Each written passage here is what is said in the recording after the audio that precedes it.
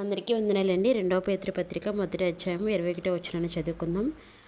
ఏలైనగా ప్రవచనం ఎప్పుడునూ మనుషుని ఇచ్చను బట్టి కలగలేదు, కానీ మనుష్యులు పరిశుద్ధాత్మ వలన ప్రేరేపింపబడిన వారై దేవుని మూలంగా పలికిరి. ఆమేన్. 2వ అధ్యాయాన్ని చదువుకుందామండి. మరియు అబద్ధ ప్రవక్తలు ప్రజలలో ఉండిరి, అటువలనే మీలోనూ అబద్ధ బోధకులుందురు. వీరు తమ్ము నమ్ముకున్న తమ్మును ప్రభువును కూడా విసర్జించు, తమకు తామే శీఘ్రముగా నాశనము కలుగ చేసుకొనుచు నాశనకరముకు భిన్నాభిప్రాయములను రహస్యముగా బోధించుదురు. మరియు అనేకులు వారి పోకిరీ చేష్టలను అనుసరించి నడుతురు. వీరిని బట్టి సత్యమార్గము దూషించబడును. వారు అధిక లోబులై కల్పనా వాక్యములు చెప్పుచు మీ వలన లాభము సంపాదించుకుందురు. వారికి పూర్వము నుండి విధింపబడిన తీర్పు ఆలస్యము చేయదు. వారి నాశనము కునికి నిద్రపోదు. దేవదూతలు పాపం చేసినప్పుడు దేవుడు వారిని విడిచిపెట్టక పాతాళ లోకమందలి కటిక చీకటి గల బిలములోనికి త్రోసి తీర్పుకు కావలిలో ఉంచబడుటకు వారిని అప్పగించెను. మరియు ఆయన పూర్వకాలమందున్న లోకమును విడిచిపెట్టక భక్తిహీనుల సమాజం మీదకి జలప్రలయం రప్పించినప్పుడు నీతిని ప్రకటించిన నోవాహును మరియు 7 కాపాడెను.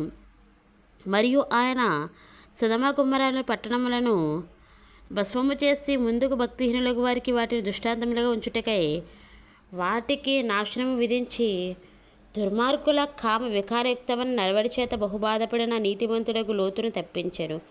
ఆ నీతిమంతుడు వారి మధ్యన కాపురం ఉండి తాను చూచిన వాటిని బట్టి వినిన వాటిని బట్టి వారి అక్రమమైన క్రియల విషయంలో దినదినము నీతిగల తన మనస్సును నొప్పించుకొనుచు వచ్చెను. భక్తులను శోధనలను తప్పించుటకును దుర్నీతి పరులను ముఖ్యముగా మలినమైన దురాశ కలిగి శరీరానుసారంగా నడుచుకొనుచు ప్రభుత్వమును నిరాకరించుచు శిక్షలో ఉంచబడిన వారిని తీర్పు దినం వరకు కావలిలో ఉంచుటకును ప్రభువు సమర్థుడు. వీరు తెగువ గలవారును స్వేచ్ఛాపరులై మహాత్ములను దూషింప విరువక ఉన్నారు. దేవదూతలు వారి కంటే మరి అధికమైన బలమును శక్తియు గలవారునైనను ప్రభువు ఎదుట వారిని దూషించి వారి మీద నేరం మోప విరుతురు. వారైతే పట్టబడి చంపబడుటకే స్వభావసిద్ధంగా పుట్టిన వివేక శూన్యములకు మృగము వలె ఉండి తమకు తెలియని విషయములను గూర్చి దూషించుచు తమ దుష్ప్రవర్తనకు ప్రతిఫలంగా హాని అనుభవించుచు తాము చేయు నాశనముతోనే తామే నాశనం పొందుదురు. ఒకనాటి సుఖానుభవం సంతోషమని ఎంచుకుందురు.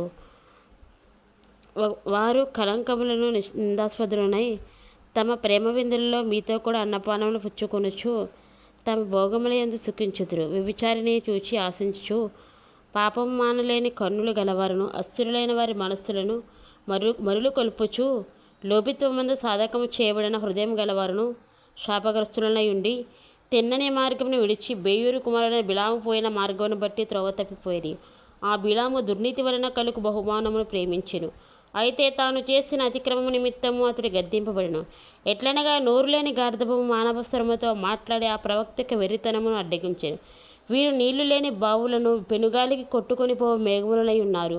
వీరి కొరకు గడాంధకారం భద్రం చేయబడినది. వీరు వ్యర్థమైన డంపపు మాటలు పలుకుచు తామే శరీర సంబంధమైన దురాశలు గలవారై తప్పు మార్గమందు నడుచుకుని వారిలో నుండి అప్పుడే తప్పించుకుని వారిని పోకిరీ చేష్టలతో మరలు కొలుపుచున్నారు.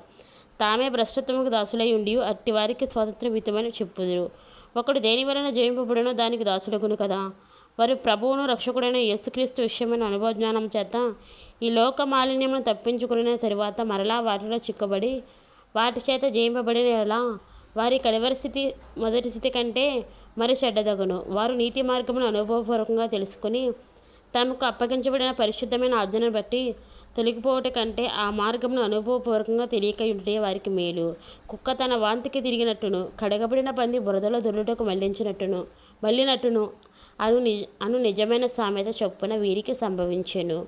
ఆమేన్. ప్రార్థన చేసుకుందాం. స్తోత్రం ప్రభా, పరిశుద్ధమైన తండ్రి, శివాధికారమైన ప్రభా, ఘనమైన పదముల కొందనాలు స్తోత్రములు ప్రభా.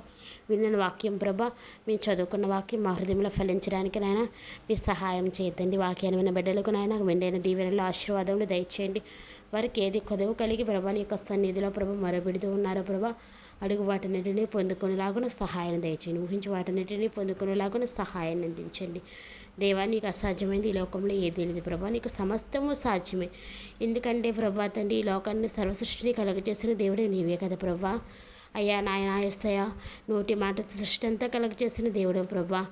నరులమైన మమ్మల్ని మాత్రం ప్రభా నీ యొక్క ప్రేమగల చేతితో చేసుకున్న దేవుడే కదా ప్రభా. నీ ప్రేమను బట్టి నీ కృపను బట్టి నాయనా నీకు వందనాలు స్తోత్రాలు. మా యొక్క జీవితకాలం అంతా నేను స్తుతించినప్పటికీ ప్రభా నువ్వు మా జీవితాల్లో చేసిన ఉపకారాలకు ప్రభా మేము ఏమిచ్చి నీ రుణాన్ని తీర్చుకోలేం ప్రభా. యేసు నామమును బట్టి ప్రార్థించి స్తుతించి అడిగి వేడుకుంటున్నాం తండ్రి. Amen amen.